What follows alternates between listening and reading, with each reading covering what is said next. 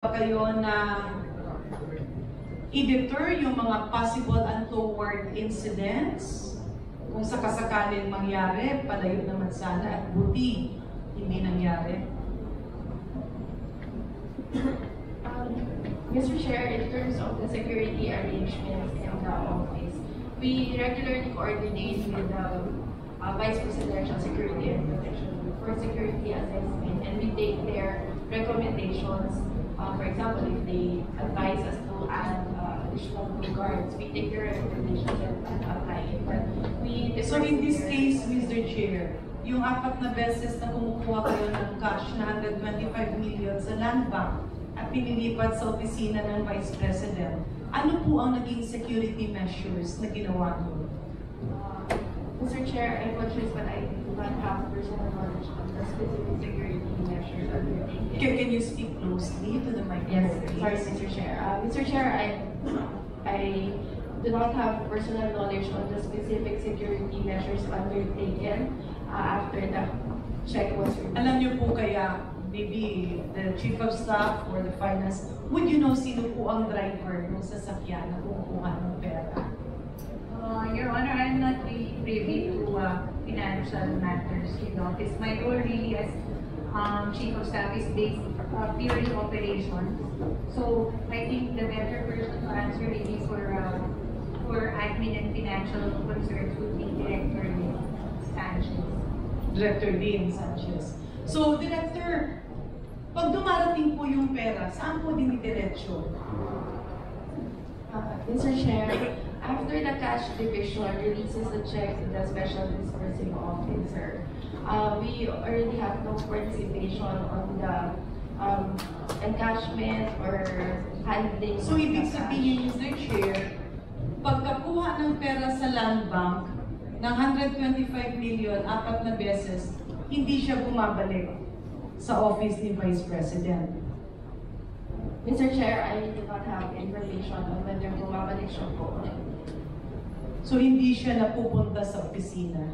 Kasi 4 na beses ito, Mr. Chair, Madam Resource Person nangyari. Tsaka ang laki kasi ng amount eh. Ilang kahon po yun?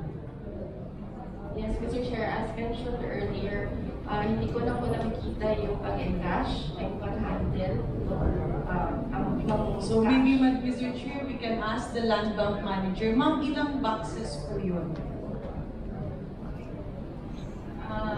Dun po sa amount ng for the OVP, 2 box po siya ng BSP box. 2 box siya ng BSP box. So ibig sabihin, point of clarification. Sorry, I've never seen a BSP box. How big is that box? Malaki po siya, Mr. Chair, pero pag kinash out po namin siya kay client, hindi na po siya naka-box. They put it in our... Mr. Chair, can we request the resource person to speak close to the microphone? So hindi na siya naka-box, saan po, ma'am? Nilalagay po ni client dun sa kanyang sariling bag. May dala po silang bag. Sorry, may just interject. Anong bag po ito? Duffel bag? Eco bag? Anong bag? Very curious lang ako. Kasi at laki ng amount na pinag-uusapan, so anong maleta po ba? As I remember po, malalaki siyang parang gym bag. Duffel bag. Ang isang duffel bag po, ilan po ang kasya? Hindi ko po ma-remember yung kung ilan yung, kasi parang hinati-hati po nila. Ilang duffel bag po? Hindi ko, more or less po, mga nasa 3 to 4. 3 to 4. Ay, tapos parang gym bag po, nagdamo. Parang gym bag. Opo. Ang malaki.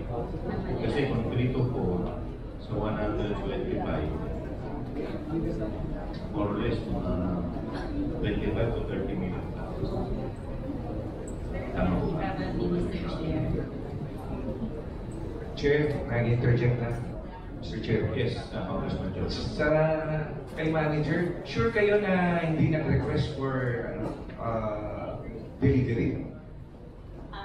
Considering yung amount niya, saka 4 times na may withdrawal, at syempre, once na nag-abiso sa bangko, following day ang withdrawal nito, supposedly, di ba?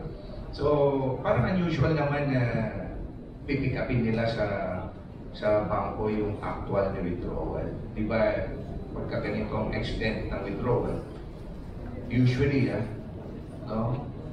Kasi galing din ako ng bangko nga, dinedeliver yung mga ganitong kalalaking amount. Hindi po, Mr. Chair, since nabanggit ko kanina na wala naman po kami na memorandum of agreement as to the fast delivery.